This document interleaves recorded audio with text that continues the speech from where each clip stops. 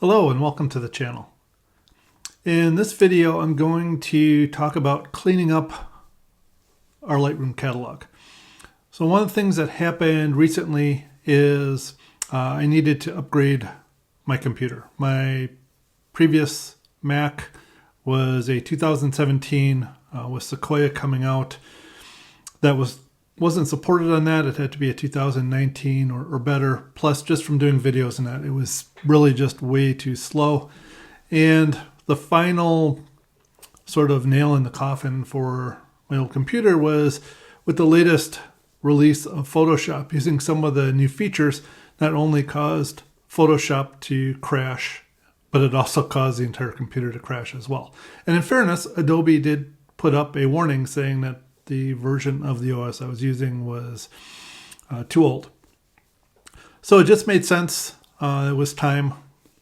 I mean, realistically, getting 7 years out of a computer, it's not too bad. So upgraded, and as part of that, I decided what I really wanted to do was not just take everything from the old Mac and move it to the new one, but instead go and install the software fresh, and also build a new catalog within Lightroom instead of just bringing the old one over. Now, I certainly brought the old one over, and I'm moving things back and forth between it.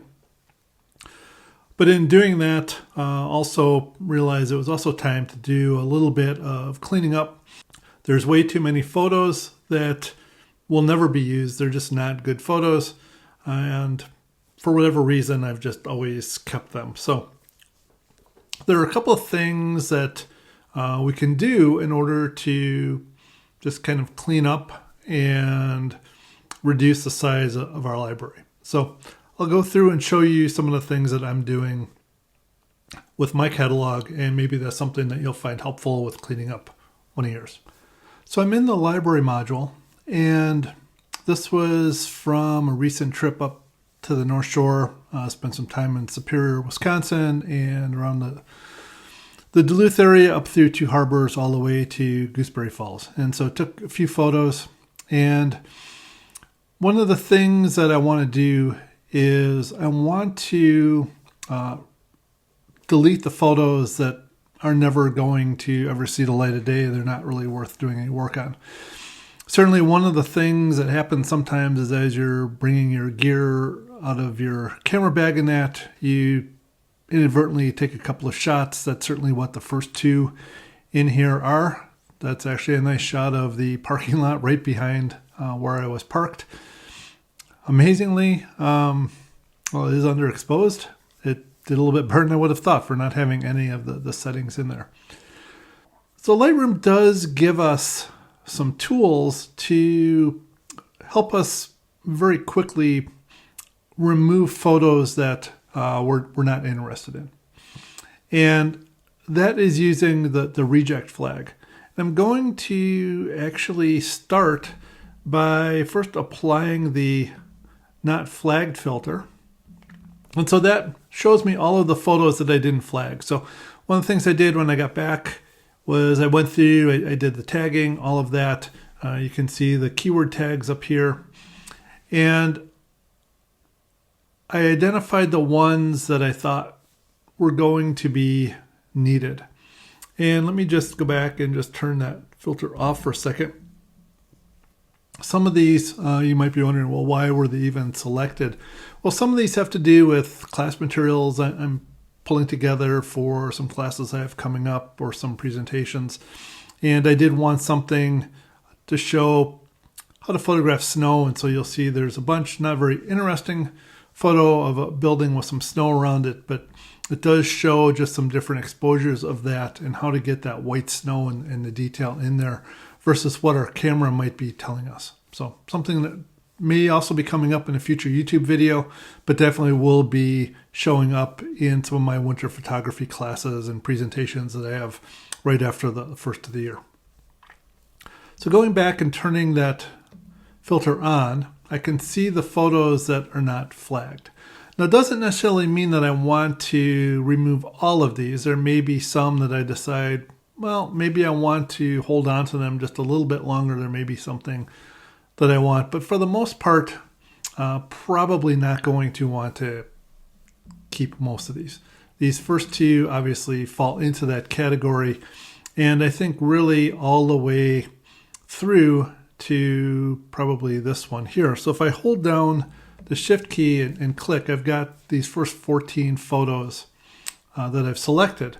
So one of the things that I can do is there's also a reject flag, and that's this little flag with the X in it. And so I can set those as rejected, and we can see because I have the unflagged filter selected, that took them away from my view. Now they're still there. If I go and turn that flag off, I can see, those are there. But notice what else it did. It also sort of grayed those out. So now I could go back and look at the remaining ones. I'll just go back and hit that unflagged photos. And I know that these, I already picked out the ones that I wanted. And these aren't too terribly interesting, just some shots up the shore. And I think I did pick maybe one or two. Same thing, this one, other direction. Had some ideas with the old dock and that maybe I would like that. And I don't know why I always take photos of this building at Gooseberry Falls and just, I never like them. There was also a old football field that we came across. I thought the scoreboard was kind of interesting. I picked the ones that I wanted there. So realistically, these can all go too. So doing the same thing, hitting shift again and hitting the reject flag. So I'm going to turn that off and now just filter on the rejects, and we could see that that's 30 photos. So very quickly, I selected 30 photos that need to be eliminated. Now here's a really nice feature that Lightroom added. If I go to photo, to the photo menu, way at the very bottom, the very last item on there is delete rejected photos. So I don't have to go through a whole bunch of different steps. I can just go hit that, and I have a choice of, do I want to just remove them from Lightroom or do I want to delete them from the disk?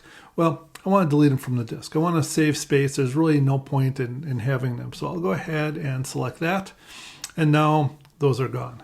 And so you might think, oh, wait, what about the other photos? What about the ones that you wanted? Well, they're still there. I just need to turn off my filter. Just my filter was just making things a little scary.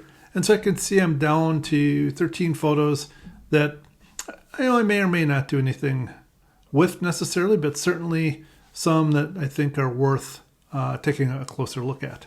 And you'll notice I do have even ones that I didn't select, in this case just one that's got 2 stars. So if you watched the earlier video that I made about how I go and kind of cull my photos and figure out which ones I want to work on, you'll understand what the star process means. And so really the ones with 3 stars are ones that I've identified as ones that I want to do something a little bit more. They're worth spending some time going through the editing process. The ones that have 2 stars, well, maybe not. Those might be ones that I decide,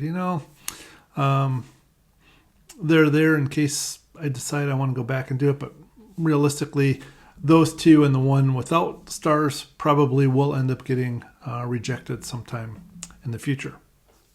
As always, thanks for watching. If you found this useful, please go ahead and hit that like button. That certainly helps me out. Also, if you want to be notified when I post new videos, go ahead and hit subscribe and that little bell that I believe sends you an email whenever I post something new. And hopefully this video will make things a little bit easier for you as you're cleaning up your Lightroom catalogs.